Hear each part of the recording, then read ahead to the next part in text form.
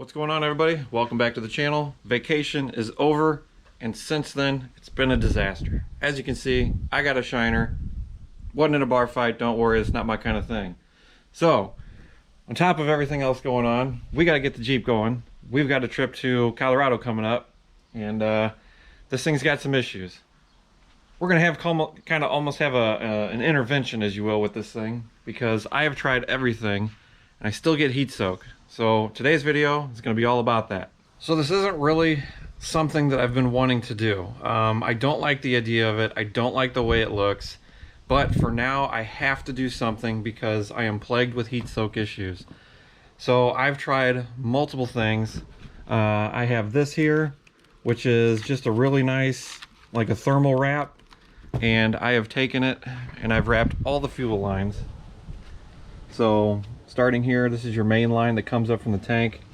It goes down. This is one of the biggest problems. The fuel line goes down in between the air intake and the exhaust manifold. So I wrapped it from here all the way back and then down to where it clears. I've wrapped the fuel rail as best I can.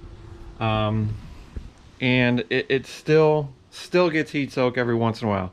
Now, this Jeep gets the miles, I'm not gonna lie. She's not an off-road monster, you know, just everything just beating and bashing through the woods and all that kind of stuff. It gets the miles to get to places so that I can go out, run some trails, and have a good time camping. So when I'm on the highway, I'm totally fine. It doesn't overheat. Now let me tell you this right now.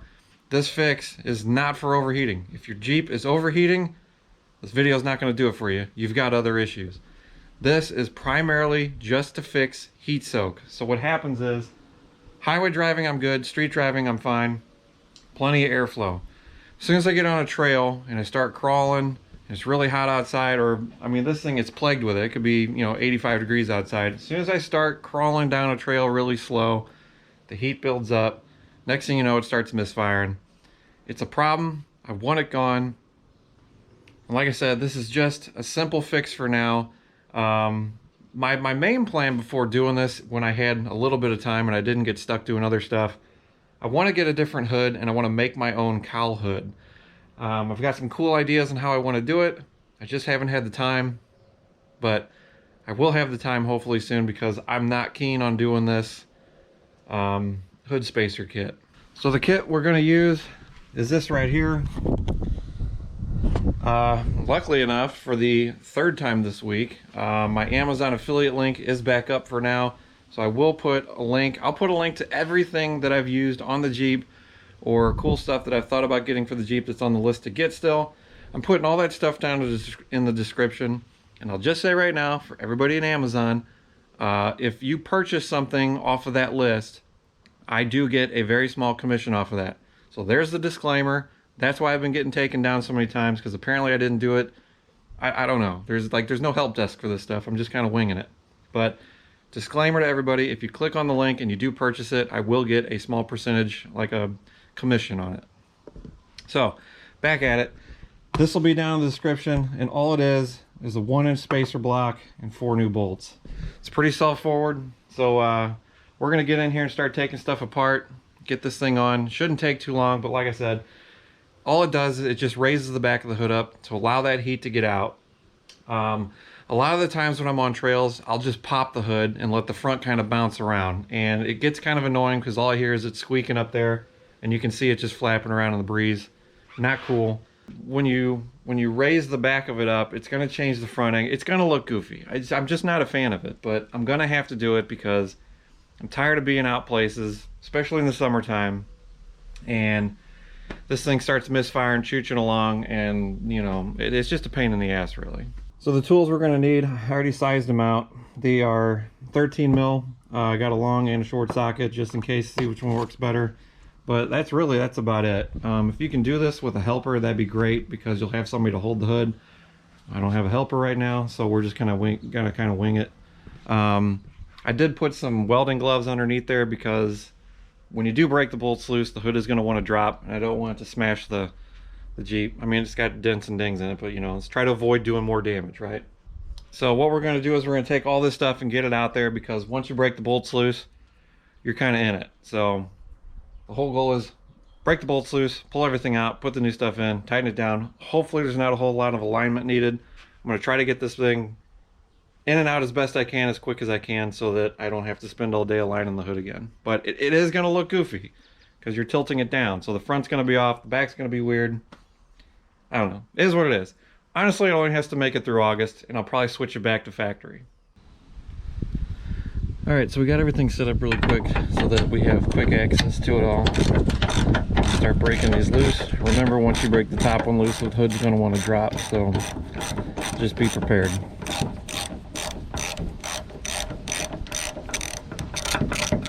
I am going to keep all the old hardware because, like I said, this is not a permanent thing for me.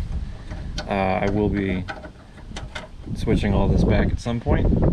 So you got to be careful too, because right behind here there's like a spacer for alignment.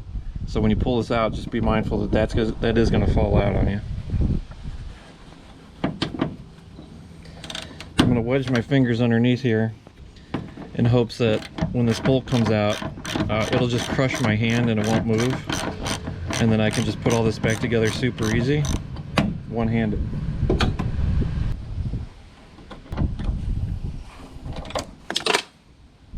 Well, that's gone forever.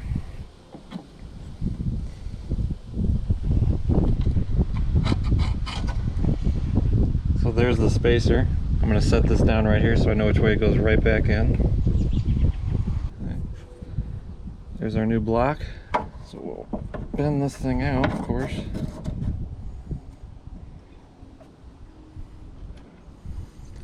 Throw a bolt through.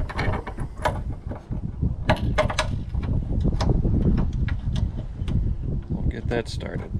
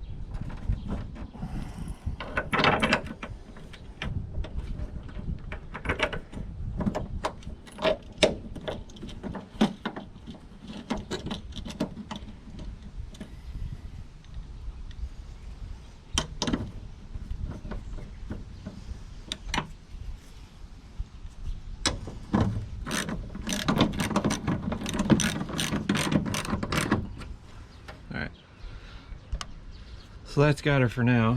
Let me get you guys in here so you can see. You can see there's the shim, the factory shim, the block, the new bolts. It does just kind of hang in there, so what I'll do is I'll loosen these up just a hair again, and then just make sure that this shim is all the way over and fully seated.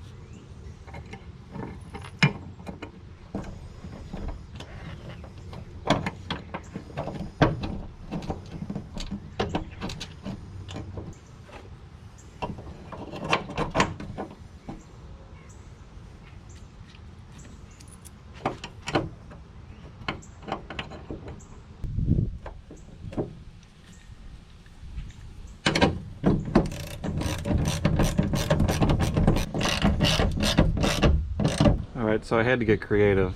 Yeah, you will have to do that. The prop rod, when the prop rod's in, it kind of wants to shift the hood and like teeter-totter on it. So this project's going to be a lot easier if you have somebody to help you, but I do not. So take the prop rod down and then find something that's like adjustable height that'll help hold that, because like I said, once you break these bolts loose right here, the hood's going to want to teeter-totter on this, so it's really going to make it hard.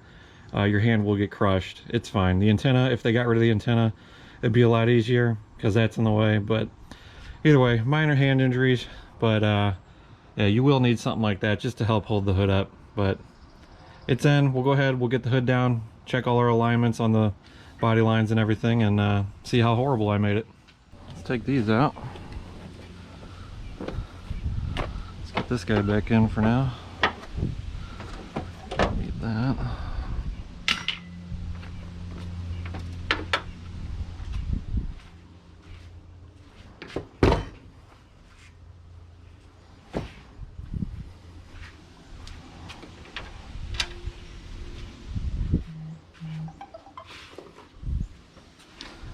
All right, let's see how bad this is.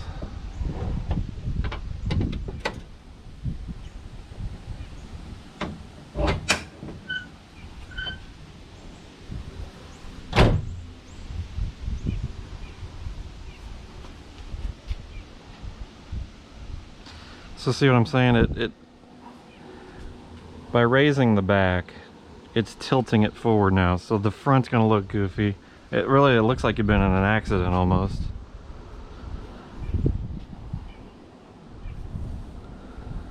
But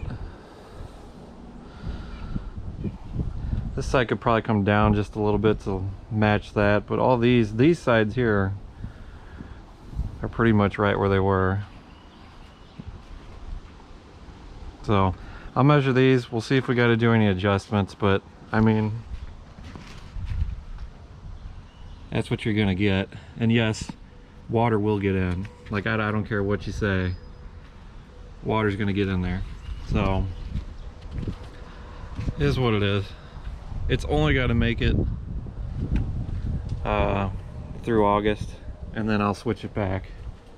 Alright, so we adjusted this side. All I had to do was loosen up the bolts, kind of shift the hood forward, which then draws this gap in, because this was a lot bigger than that side over there.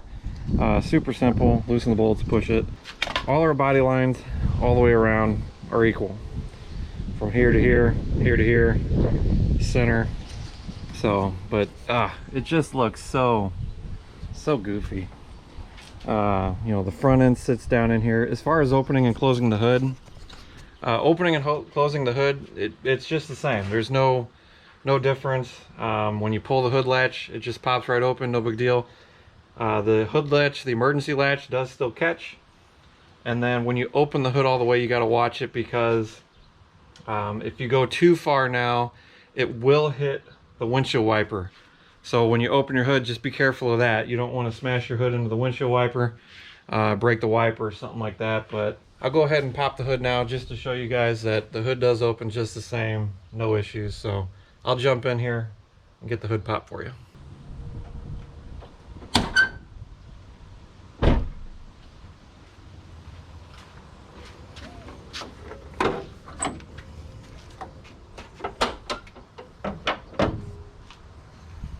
So you can see there's no real difference in how the hood opens. The emergency latch does still catch. Springs are still good. Like I said, you just got to watch it back here, because you can see somebody's already smashed the wiper blade. That was not me, but it does get it a lot closer. So just be careful when you open your hood, because you're gonna smash your wiper blade and then dent your hood. So that one was not me. I ain't claiming that. I do stupid stuff all the time, but that, I didn't do that. Whoever had it before, they opened the hood too far and smashed it. So, but it's on there. It looks goofy. I don't know. Like I said, this only has to get me through August. Summer times are the worst. I have used this stuff. It worked really good. It did cut down on heat soak, you know, quite a bit, but I still get the heat soak. And like, just sitting here right now, it probably did it right now. I don't know. You know, this thing, it's so temperamental sometimes. I'm one of the guys that, like, I don't stress out too much on stuff like this with the Jeep. But when you're 1,000 miles from home, deep in the woods, and something starts to act funny, stress levels get high. Last thing I want to do is have some kind of problem miles from nowhere. Now I do have AAA. They did, they will help you out, but to an extent. The rig is very reliable, knock on wood. But it's just, you want to eliminate any kind of issues you're going to have. The only issue I want to have on a trip is like, what time am I going to eat and what am I eating? That's the only thing I want to worry about. Other than that, I expect this thing to be completely flawless and get me there and back. And every time I've gone out, we've had good times. I am probably killing myself by saying this, but she's a good little rig, man. She does get a lot more highway miles than off-road, just because for me to get anywhere to do anything, I got to put some miles on it to do that. Like I said, if you have a heat soak issue, I know there's a kit you can get that's got like, they're like the little insulation wraps that they go around the injectors, and then there's like a whole pan that goes in between the exhaust manifold and the intake manifold. I thought about doing that. I might still do it. I don't know. There is a guy I talked to online on a forum. He is trying to put together a kit that will give this thing like a return system. So you'll have a fuel line coming up to the rail and then going back to the tank, which was what all cars have. And that will that 100, I'll say 99%, that should eliminate any issues with heat soak. But it's a Jeep, you just never know, So until that person is able to get the kit out, I did tell him that if he does get it out, to definitely let me know, and I will be purchasing that. I'm assuming it's probably not going to be super cheap, but I do a lot of cheap stuff on the Jeep because I can then save money to do more expensive things on things that are going to help me long term.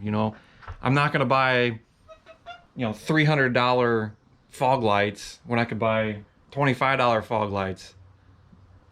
Like, who cares about the fog lights? But when it comes to vehicle working, like, that's where I'm going to put the money. I kind of screwed up. I should have taken that Dodge Ram that I had, yanked the motor and transmission out of it, and dropped that 5.7 Hemi in this thing. That would have been awesome, because I had, the whole truck was $600. I should have done that, but at the time I was thinking, well, it'd be cool to get this thing, just keep it back on the road. But looking back, probably should have just yanked the motor out and tossed it in here. So I don't know. Maybe one day this thing will get a different motor. Who knows? As for right now, inline 6 is where it's at, and we're just trying to make it 100% reliable, no issues on the trail. Small breakages, that's fine, or something like that, but something major where it's going to shut the rig down and have you just completely stranded somewhere, that's a big fear of mine. I don't want to do that. So, but the kit's on. I appreciate you guys listening to me ramble on for 4 or 5 minutes. It's fine. Like I said, as for now, the Amazon affiliate link is set up. Down in the description, I'm trying to get everything in there that I've purchased. There's a lot of crap, so just bear with me. Keep checking back. All the videos, I'm going to put all the descriptions in until Amazon shuts it down again. They usually wait till I'm pretty much finished putting the list together, and then go ahead and then they remove me. And then all those links are just useless. So, I don't know. Can't figure it out, but we will. We'll just keep plugging away at it and get this thing rolling. So, you guys, sorry for rambling. If you're still here, thank you so much for watching. True heroes, and I appreciate it. But if you haven't subscribed already, make sure you hit that subscribe button. Videos will keep pumping out. It just takes me a while to do them. It's pretty much, whatever I'm working on is what I'm going to film and then put together for you guys.